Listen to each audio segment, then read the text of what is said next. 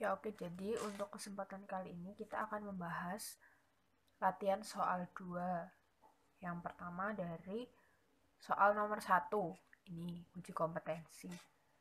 Soal nomor 1, kita membahas mengenai momen gaya. Misalnya, untuk soal nomor 1, perhatikan gambar di bawah ini. Terdapat sebuah batang dari A sampai E dengan panjang dari A ke B sama dengan B ke C sama dengan C ke D sama dengan D ke E itu masing-masing 1,5. Berarti panjang total dari batang adalah 6 meter. Selanjutnya pada batang tersebut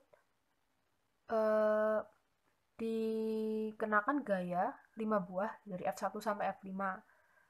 F1 sampai F5 besarnya sebesar 20 Newton. Nah, untuk F1, F3, dan F5 dia membentuk sudut 90 atau saling tegak lurus dengan batang. Sementara pada titik B, F2 membentuk sudut 30 derajat terhadap garis normal. Jadi ini ya yang namanya garis normal yang tegak lurus. Dan di titik D ada gaya F4 yang membentuk sudut 53 derajat terhadap garis normal. Nah, untuk langkah pengerjaannya, itu pertama kita gambarkan dulu batang A sampai E. Pokoknya persis seperti yang ada di gambar. Berikut gaya-gayanya. Nah, ada dua macam sudut yang dibentuk oleh suatu gaya. Yang pertama itu sudut terhadap garis normal dan sudut terhadap batang.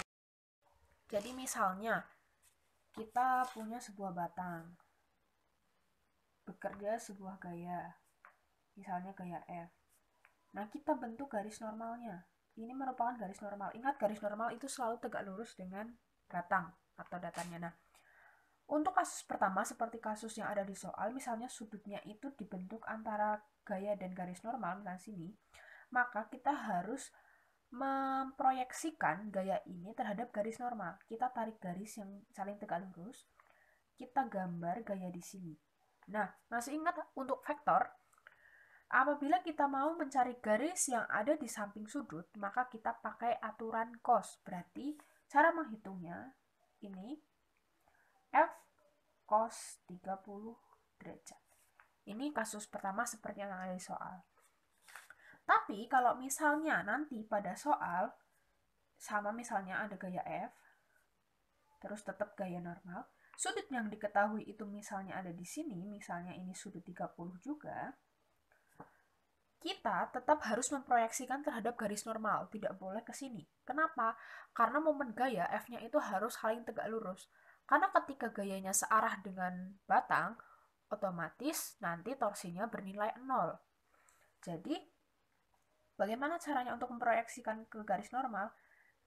Kita masih ingat aturan sudut, jadi kita ambil ketika sudut yang saling berlawanan, otomatis besarnya sama. Di sini 30 derajat.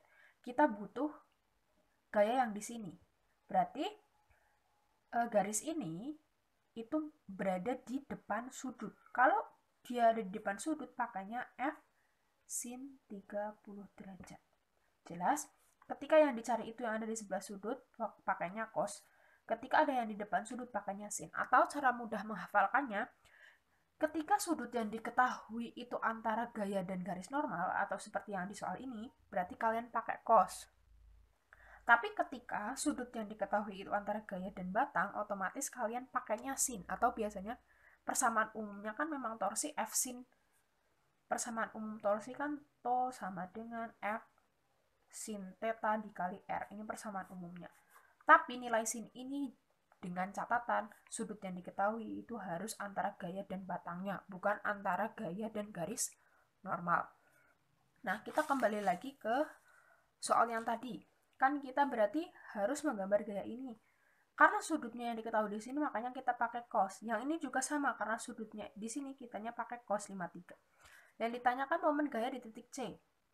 Nah, aturan untuk momen gaya itu, ketika misalnya kita batang yang kita bayangkan, misalnya ini batang.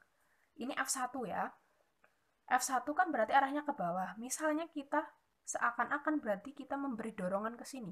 Nah, maka batang itu akan berputar kemana? Searah jarum jam atau berlawanan arah jarum jam.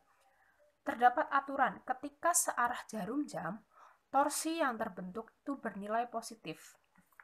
Ya, searah bernilai positif. Tapi ketika berlawanan arah jarum jam,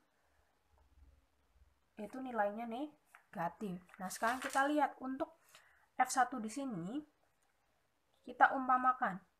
Ketika kita dorong ke sini kan berputarnya berlawanan. Makanya ini nilainya minus torsi di titik A. Oh ya, sigma, kan yang ditanya momen gaya di titik C, otomatis sigma penjumlahan dari torsi C sama dengan men torsi A plus ketika torsi B di titik B kan berarti F2.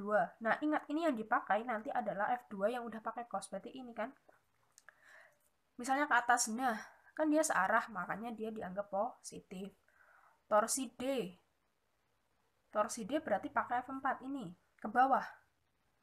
Ya, ini kita dorong ke bawah misalnya. Muter ke sini. Nah, searah. Ingat ya, yang momen gaya di titik C berarti titik C dijadikan titik tumpu. Atau gaya yang di C nanti F3 itu juga tidak diperhitungkan. Nah, untuk yang E, karena misalnya ini C ya, ini titik C tumpu. Berarti E kan diputar ke sini. Dia berlawanan, makanya negatif. Torsi kan gaya dikali lengan gaya. Lengan gaya itu jarak antara gaya ke titik tumpu. Berarti A ke C. F2 dikali B ke C. F4 dari C ke D. F5 dari C ke E. Terus tinggal dimasukkan nilainya, angkanya masing-masing. Dan nanti akan ketemu nilai minus 78 Newton meter. Nah, di sini nilai minus itu tidak menunjukkan besarnya negatif, tapi menunjukkan bahwa nilai minus otomatis nanti hasil akhirnya dari ketika yang dijadikan titik tumpu itu C, maka batangnya akan berputar berlawanan dengan arah jarum jam.